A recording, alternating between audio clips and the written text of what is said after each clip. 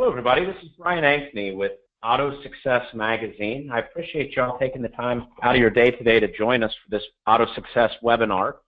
Today, my guest is Zahabi. He is the Director of Product Consulting for VinSolutions and Dealertrack F&I.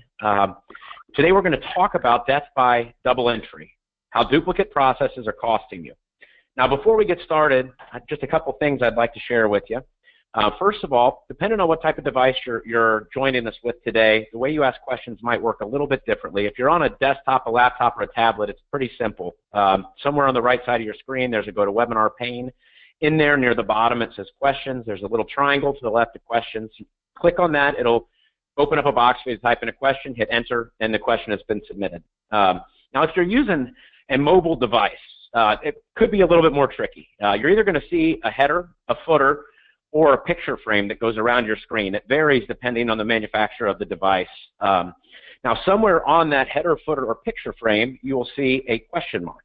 Go ahead and touch the question mark when you'd like to enter a question, and that'll open up a box for you to type in your question, and then hit enter, and you will, your question will come to me. Now, if for some reason you might get kicked out of this webinar for, a customer walks in, or you lose the internet for a second, or you accidentally hang up, the link that you used to join us today will bring you right back in. The telephone number, if you're dialed in, will bring you right back in as well. Now, one more thing I would like to remind everybody of, if you have not yet, please join Auto Success Webinars on Facebook. It's a group. Type it into the search bar. It'll come up, request to join. Now, once you're a member of that group, you'll have the opportunity to interact with our speakers, with our Auto Success staff. You can suggest topics or a guest that you'd like to see on a future webinar. But most importantly is you guys can interact with each other. All these webinars we bring to you, great ideas that hopefully you can, implement in your dealership to, help you be more effective and more profitable. Now, all of the topics are pretty complex. So, I invite you to share your successes and failures as you try to implement these changes in your stores with each other. And hopefully, we can all get across the finish line a little bit quicker. With all that being said, I'd like to hand the reins over to my friend Mo. Mo, please take us away. Thanks for the nice introduction there, Brian. Again, Mo Zahabi, Director of Product Consulting here at VinSolutions. Going to be talking about one of the big problems that we have occurring in our industry right now. And fortunately, I've been around the industry for quite some time, both working in dealership and then working on the vendor side as well. But right now there's some significant problems, and a lot of them are stemming or surrounding the concept of dirty or incomplete data that exists out there right now. And many dealers, they realize this is happening to their dealerships, but they may not realize the effect that it's really having on the bottom line. So then there's those unforeseen effects. And I'm not just talking dirty data, I'm talking about duplicate entry caused by dirty data and outdated processes that force things like, multiple processes running parallel on the same customer, for example. So with that in mind, here's a really, telltale stat. Right now, bad data costs the U.S. economy more than $3.1 trillion a year. And that's up significantly. Roughly 5 years ago, that number was $647 million. So it's continuing to be a problem, and a problem that's growing. The reality here is dirty data is a real threat to effective business operations for any business, and especially a dealership. And to compound that, the data we generally rely on for our marketing efforts, and things like direct mail, which is obviously very costly, is heavily impacted by dirty data, and the money that we spend there is wasted more often than not. So think about it like this. If you had an oil rig floating out in the middle of the ocean and it was pumping, oil from the ocean floor, and it blew and it sprays the oil all over the ocean and it pollutes, and then you have a costly cleanup. If you think about that scenario and relate it back to your CRM, you have the same kind of issue. Your CRM's there, you put it in place as a mechanism to pump customers' data into, but if it springs a leak caused by a flaw, such as like allowing mismatched data to flood the CRM, then it pollutes the contents, and again, you have a costly cleanup on your hands there in the dealership. So I know, for example, when I was in dealership trying to get buy-in from a sales team, knowing the system was the root cause was nearly impossible, and then trying to build reporting I could rely on from DMS data or from CRM data was, the pure definition of insanity over and over again, even though I knew it was unusable. Now with this one, this is 30% of sales and marketing data is unusable, and that's kind of what I was just saying. I built these reports, and then I was afraid to actually use the data. So in fact, 30% of customers studied are stating that they find that data, they can't use it. So for dealerships, cleaning up data can mean a lot of savings in the form of elimination of duplicates and mailing efforts, as well as ineffective advertising. And then, some things we really need to think about. 50% of consumers right now say they would likely switch brands if a company could anticipate their needs better, and 74% said if a company could provide an easier checkout. So, think that Amazon, and it's that process that works for them. They've shown that it's effective. We need to look at companies like that and take examples. Maybe not adopt everything they do, but the examples they set and utilize, tweak those to make them work for us. Now, all this leads to more problems like lost revenue. In fact, 12% of revenue is lost on average due to inaccurate data. Think about that one. How many pieces of junk mail do you get each month? And I'm not talking about just in your mailbox. I'm talking about your inbox too. And like this month, I think I got about 42 different keys to start cars at dealerships, and some of them even spelled my name right. That's not good. You lose credibility. So with that, we've really got to think about ways to clean that data up so that doesn't happen there anymore. For example, two customers with different spellings of the first name. Brian, Sean, spelled multiple ways, opted out under one name, but not under the other. So that's a costly, mistake for a dealership to make. Now, with this slide, this is really more about where it leaves us now, and more or less where the customer's expectations aren't met. And this is a simple exchange of information. That's what the customers want. That's what they want us to be able to do. They want to be able to have a single point of contact. They want you to know when to communicate for a method. This is in essence, the customer journey. It's something we don't have down to an art, mostly because things like culture and economics and technology, they ultimately change. They redefine the expectations that we work and live by. But some things we do need to do more consistently in order to get closer to what the customers expect. And, for the most part, it's sending them the proper circumstantial communication, which is basically, the same thing we've talked about a lot of times in this industry. It's the right message with the proper timing in their unique journey, but using data to define when and where and how. Now, customers want the dealership to understand them again, the way Amazon does. They really want to have that type of relationship.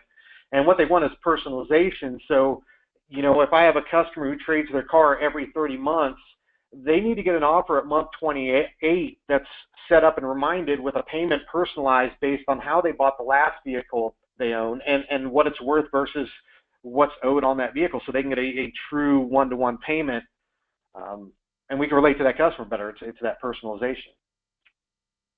Instead, this is what customers get, and let's put ourselves in our customers' seats. I mean, I get the same emails I'm sure a lot of my customers get because I do shop online, and the 22 direct mail pieces in 6 months, and the 14 or 22-second phone calls that I've made and 18 emails, more than half of that content, in my opinion, is wasted communication. It drives the customer to opt out and head down the road busting bugs on the windshield, going to another dealership when it's time to actually buy their car.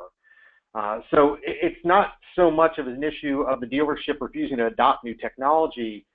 It's more a problem of misuse of those technologies, whether it's not the proper training or proper enforcement of what they've put in place. And in a dealership, though, one of the most common root causes of the dirty data is double entry. Every extra time we enter a customer into the system, into additional software platforms, we introduce that opportunity for error. And I think one of the great ways we can all understand this a little bit better is we used to have an old game that we played when we were kids where they kind of lined us up in the classroom and they put us shoulder to shoulder, and it was to prove a point to us. And the teacher would get at one end, and they'd whisper a message in your ear, and you would turn to the next person, and you whisper that message, and the next person, so on, all the way down the line. And what was funny is you always started out with like a phrase, can you show me where the campus is? And the last kid would say something like, can you float me in the camper Willis? Because that's what happens. It's that breakdown of information. We've introduced more and more points of contact, and ultimately error does, rear its head. So with that, less than 1% like the car buying process right now. This is a study by Auto Trader on their Car Buyer of the Future study. What they found was only 17 of 4,002 customers in that study said they liked the current buying process the way it is. And I assume those 17 people that said they liked it, they had somebody go buy a car for them. So, the negative impact of duplication of process hits the business in three critical areas. The first one, obviously, is process. The second one's culture, and then customer. Now, the influences here are really profound. With process, the slowdown from double entry, it happens at every step of the sales process. Walk through the process and the steps, and you'll see it. Aside from the obvious stuff like entering a customer into the system, 3 times instead of once, double entry introduces a huge problem from the process side by muddying up the picture of ownership. If one person, again, spells a name like Brian or Sean, so on and so forth, we have 2 people receiving letters and follow-up, and it may be from more than one person. That creates an inefficiency and a lack of productivity, typically because, we don't know what's happening. Now, again, I've been around this business most of my life. I remember 30 years ago as a teenager hanging out with my dad and watching what was going on in the dealership, and we still see some of those, those bad habits. Not as many Post-it notes and things like that, but we still see some of those. Now, with today's customer, though, things are a little bit different because they've done their homework. They generally know more about the car than the salesperson when they show up.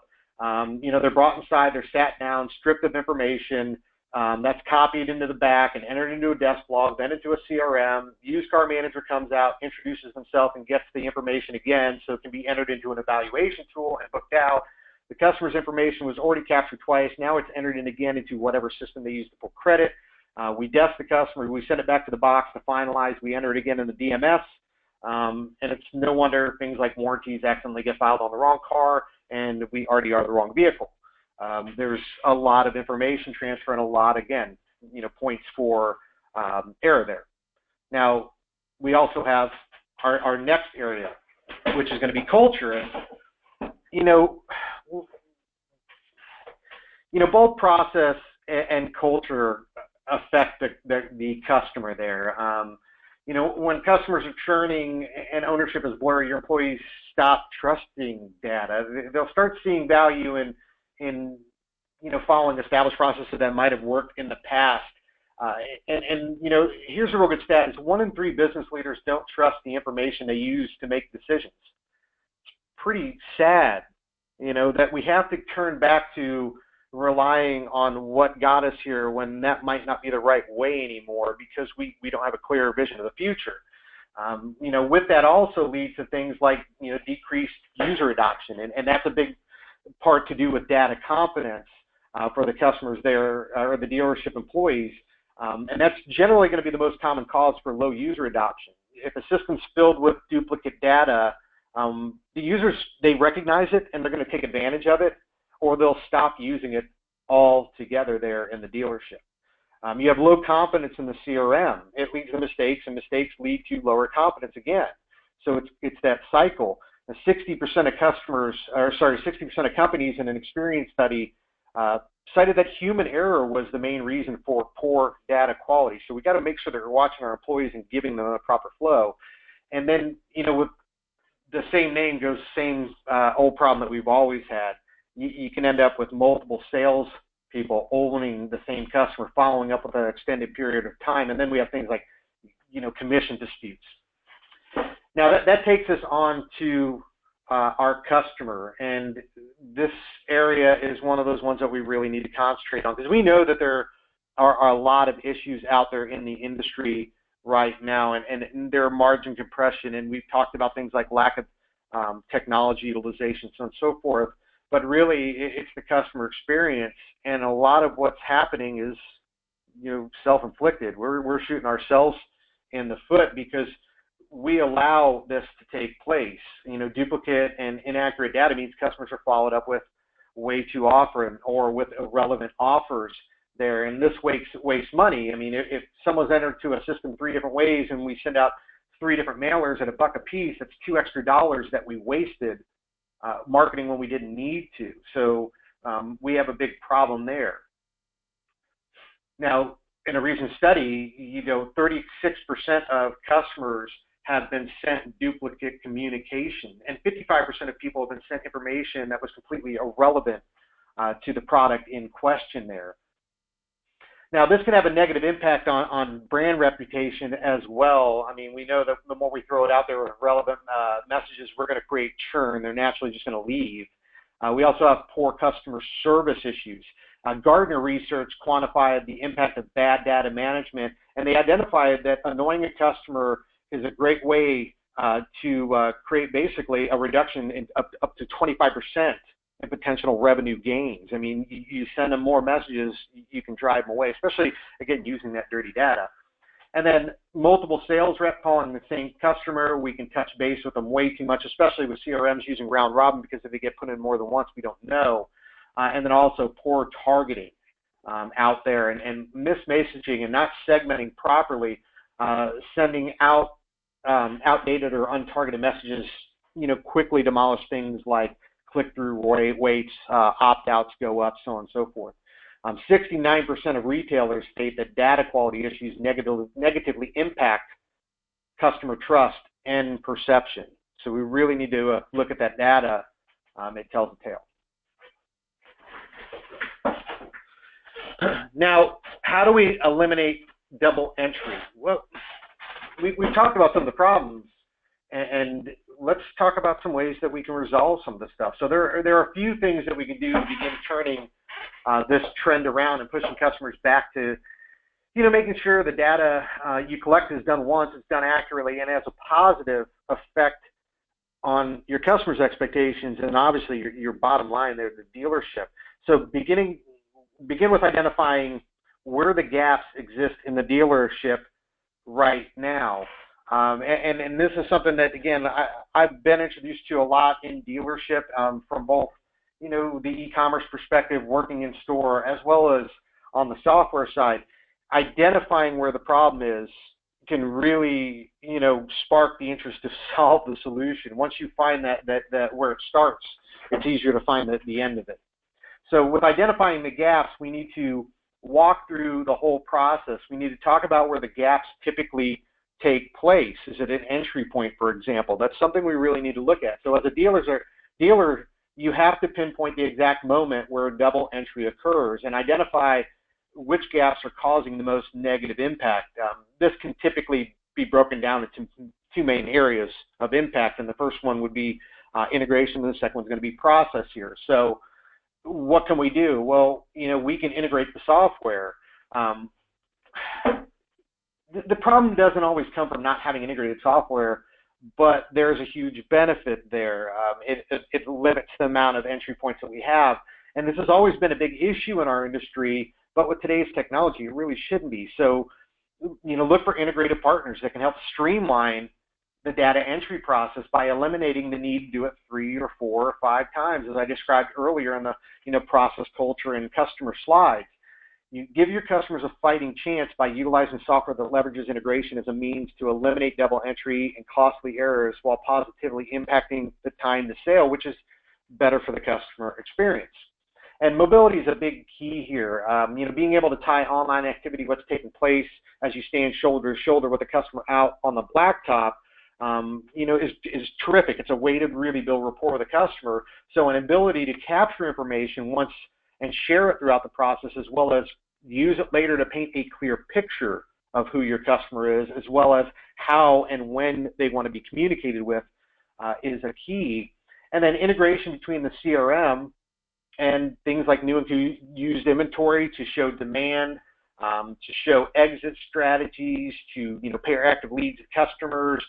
These are all different things that become benefits there. And then, of course, the ability to take this data and push it seamlessly into a desking solution, push it seamlessly into a DMS where we can recall the information, or push it to credit or menuing, or even, push it to e-contract and get our funding all that day. But again, we only have to capture that information one time in our systems and share that rather than having to go through multiple entry points there, multiple logins, multiple usernames.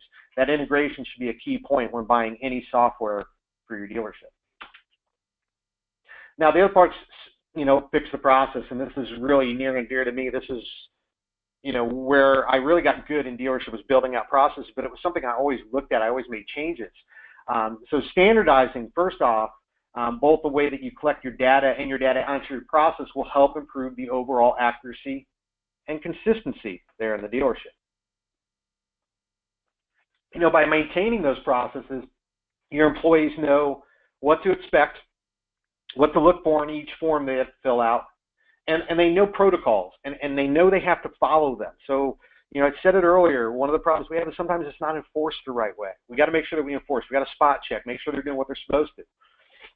This helps them fall into a pattern of operation. It allows them to work quickly and accurately. In addition, it's helpful.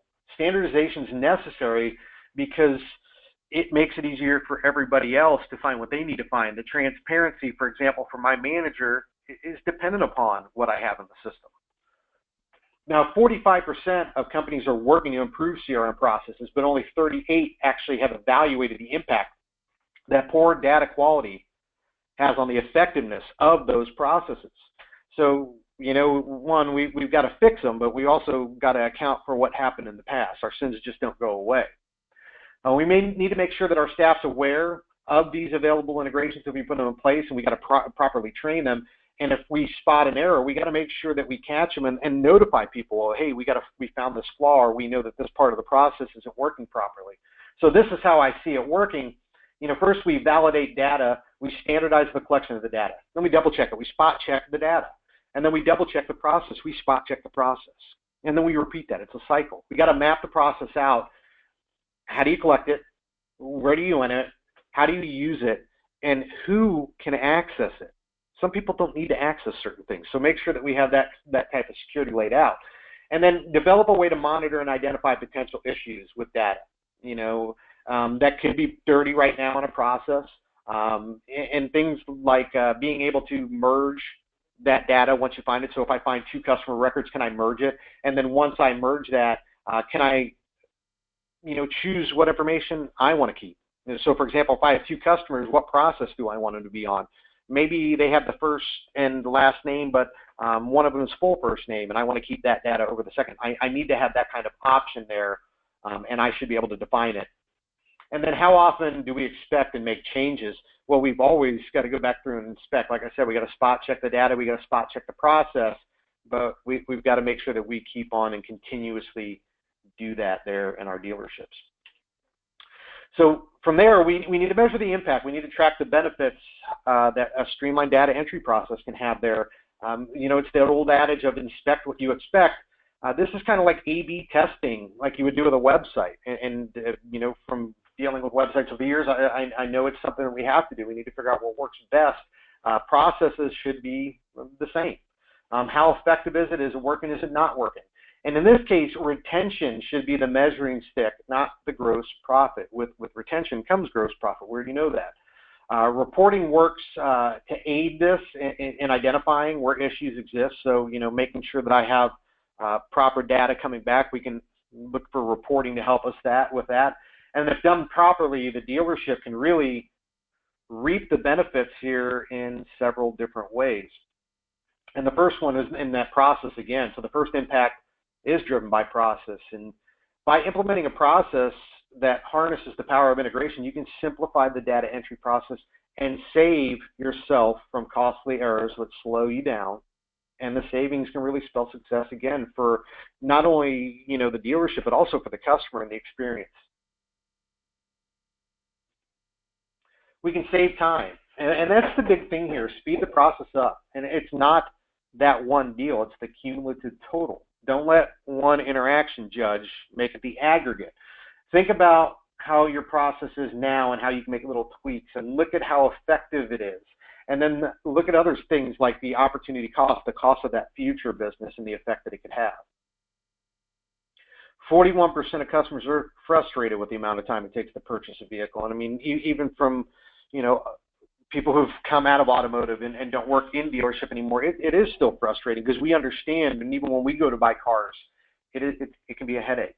We know that after 90 minutes, customer satisfaction drops sharply, and CSI can have a negative financial impact to the dealership. It can also impact the morale of your dealership there as well.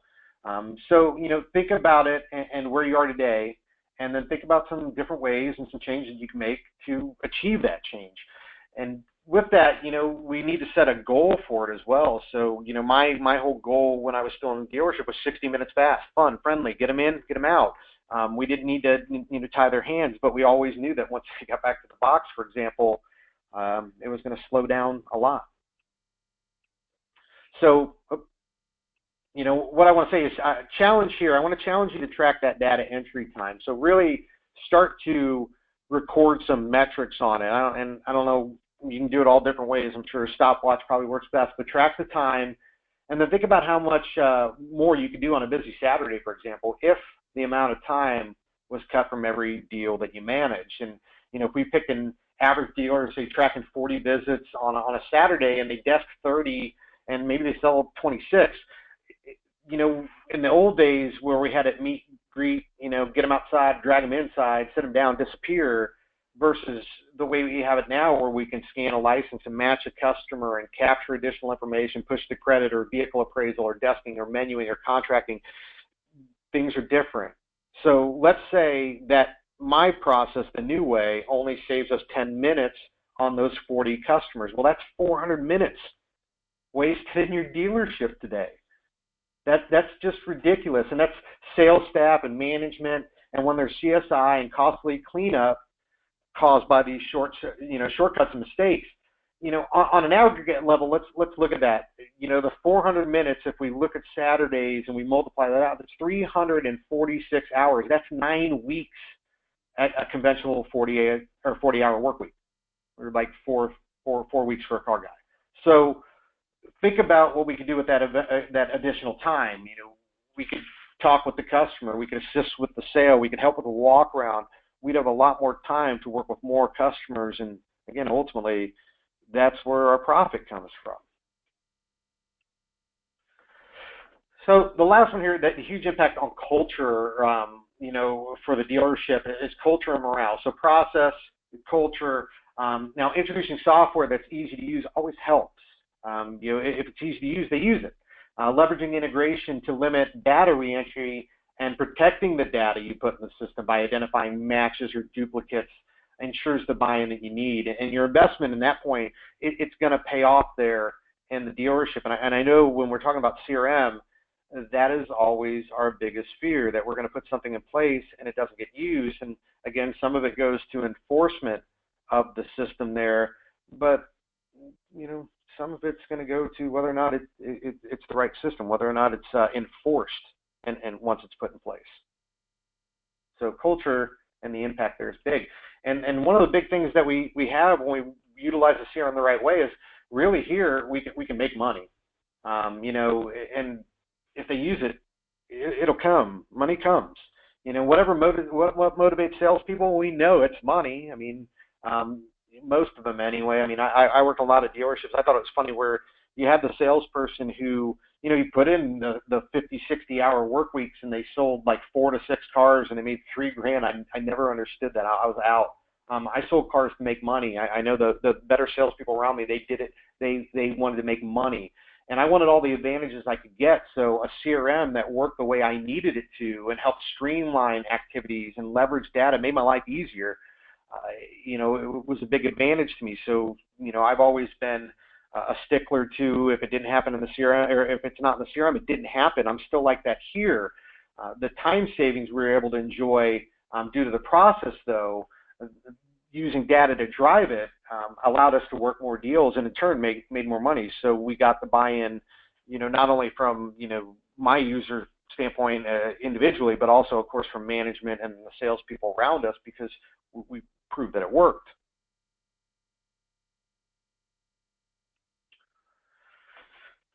I want to work with happier employees as well. I want happier people around me. And the impact here on culture with the right system and the right set cards equals better engagement and happier employees. They have to trust what they're using. And, this is one that we need to make sure that we achieve. For example, skating, it's always an issue in a dealership, and it doesn't have to be. It's a negative image. And don't get me wrong, I've seen some funny fights in the dealership. I've seen some brothers go at it. I've seen teeth knocked out. I've seen gravel pounded in the faces. Over $100 Mini. I mean, to me, it's like a free UFC fight, but it kills morale and it creates doubt in the investment that the dealership made in that software solution. And again, if they start to see that, salespeople do one of two things. They'll take advantage of it, or they will discontinue use of that product, and your money's being wasted. Happier employees are 12% more productive, and I can really attest to this. If we put them in the right environment, they do work harder. Naturally, they work harder. If you try to get people to respect you out of fear, they won't follow you. If they follow you because they feel sorry for you, they're not going to really be there when you need them. But if you can make your employees happy, they're 12% more productive. And giving them last data entry points, it's one of those things that we can do to help them, to eliminate the redundancy from their lives as well, and allow them to spend more time building customer relationships with the customer, again, shoulder to shoulder. And giving your employees work they love to do is good for everybody. So think about how much revenue 12% more from each of your employees would equate to. That should be a significant number. Now, the last one here is the customer. And the customer, obviously it's the most important one. And one big mistake companies make when they look at the customers, we talk about, mapping out the customer's journey.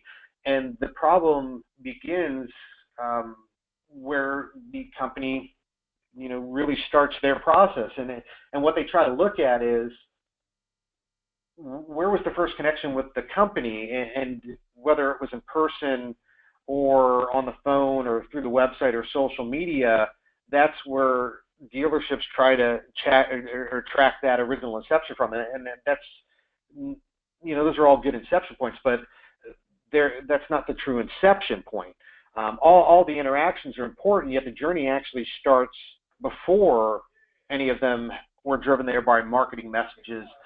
Typically it's going to start on a whim, whether it's a conversation over drinks or, over the water cooler at work, or, a sexy car rolls past me on Saturday night, and then, naturally I get home and I just do a general web search.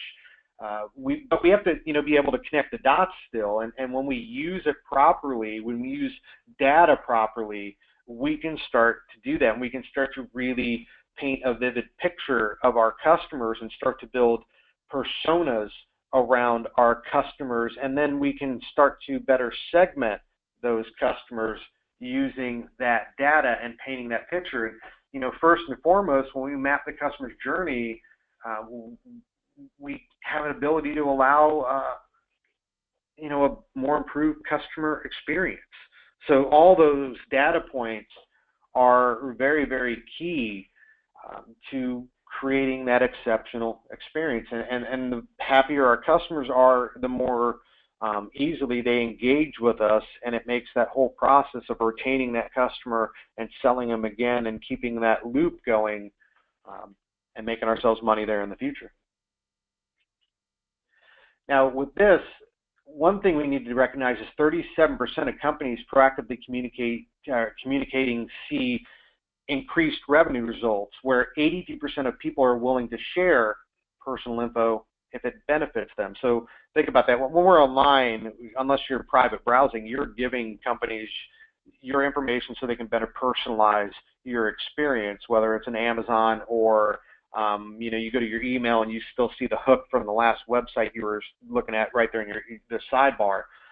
Those are ways to personalize content based off what they know.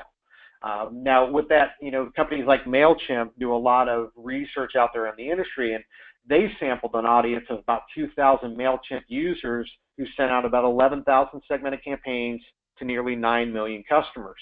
And when they compared the results of segmented campaigns versus non-segmented campaigns, what they found was segmented campaigns performed markedly better than non-segmented campaigns. In fact, things like open rates, 14.31% higher than non-segmented campaigns. Unique opens were 10% higher. Clicks were 100% higher. Now, also important to notice, or to note in this, is bounces were 4.65% lower, and unsubscribes were 9.37% lower than non-segmented campaigns. So that should prove to us that if we can personalize the content, if we can use the information that we have to deliver a better message, it's received better, and the perception of the dealership's better as well. So from this, some of the key takeaways. We've talked about problems. We've talked about this issue over and over again, but we can talk about resolution as well. I think through the discussion today, it's really been driven home, but the process is what drives all this. And I'm not just talking about your process in your CRM. I'm talking about your process in the dealership, the process of how we manage, implement, and enforce all the different details that it goes into making sure that or something like this would work. So with that in mind, we have to make sure that we go through, we do the research, we find the gap that exists, we find the entry points, and we really start to address them. And having an understanding of the why will help us better understand the how in this situation.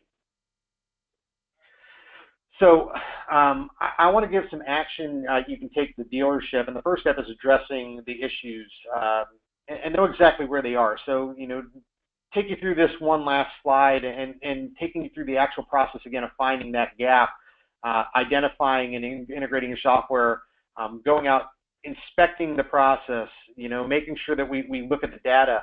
If it's done properly, you can make a huge impact on the time spent there in the dealership for the customer. And with that, you can positively impact the culture and profitability of the dealership as well. With that, I will say thank you for joining me today and giving me the time to discuss some of the topics here.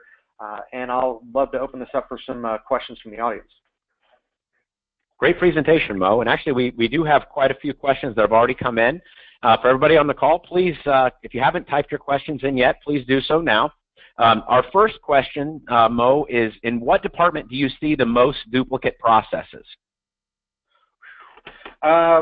Well, I mean, it depends on the way the dealership's set up. It could be, BDC or internet most of the time are going to have those duplicate process entry points because they might have phone and internet and trying to pair all that up. But in most dealerships today, I think we all need to think of us more as an internet staff. I mean, it all comes through the internet.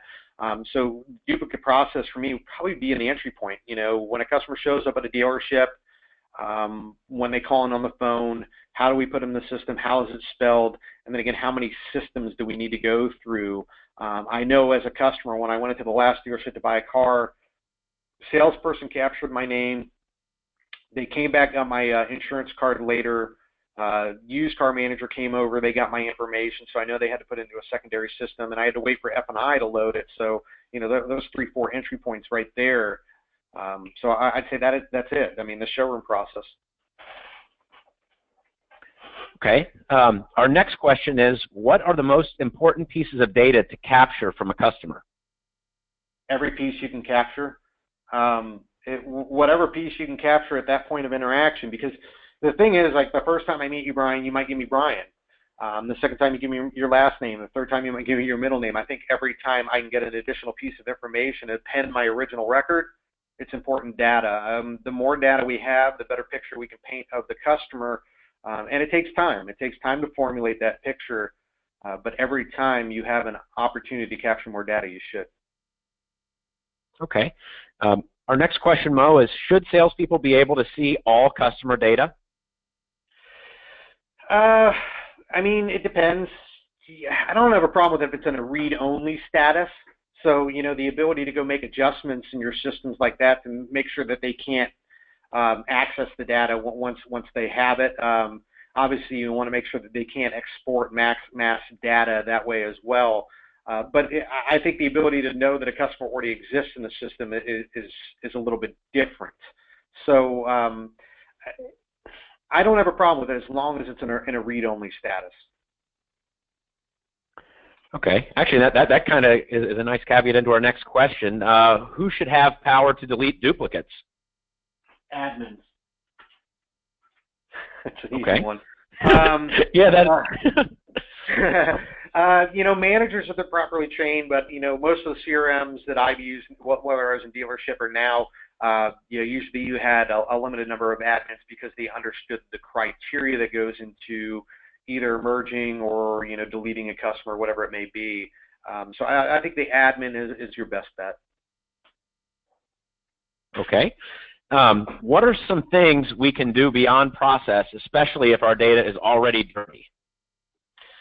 I mean, there's a lot of different things we can do out there. I mean, there's data pens. We can offer a data pens package, something like that, to tie in, go through and normalize that data by updating things like phone numbers or email addresses. I think being able to incorporate things like do not call into the system, depending on where you are, things like castle compliance. That's very big up in Canada, for example. Just a good way to track that. And then the other way is utilizing benefits that exist in different products out there by leveraging data. There's some unique processes that are built into systems that help limit engagement. And then of course old school stuff like SAN numbers to do DNC. But I think data pens is a real good way to go ahead and do it, and that's something that typically you do quarterly and you'll be safe. Okay. Well, it looks like that's our last question right now. I'd like to thank you for taking the time to share all this information with us today, Mo. For everybody that's on this phone call, if you liked what you saw today and there's somebody else in the dealership that you feel could benefit from seeing this presentation, I did record this, and so if you would like, you can see Mo's email address is up on the screen right now. You're welcome to send him an email to get the recording, or if you happen to be driving right now or you're out on the lot looking at this on your smartphone, you will get an email from me thanking you for attending, and you can reply to that. It's an automated email, but it is my real address, and so I will be able to get that. I'll be able to get that email and make sure you get the presentation. Actually, thanks for the kind words, Rich. Rich said, "Thank you, good info." Mo, is there anything else that you'd like to share with our audience today before we let them go? No, my contact information is up there on the screen. If anybody has any questions, feel free to reach out. I don't have to give you a sales pitch. We can actually just talk auto if you want to talk auto. I appreciate you guys joining in today, and Brian, thank you for facilitating. Hey, no problem, no problem. I hope to have you back again here soon, Mo. Have a great afternoon, everybody. Thank you.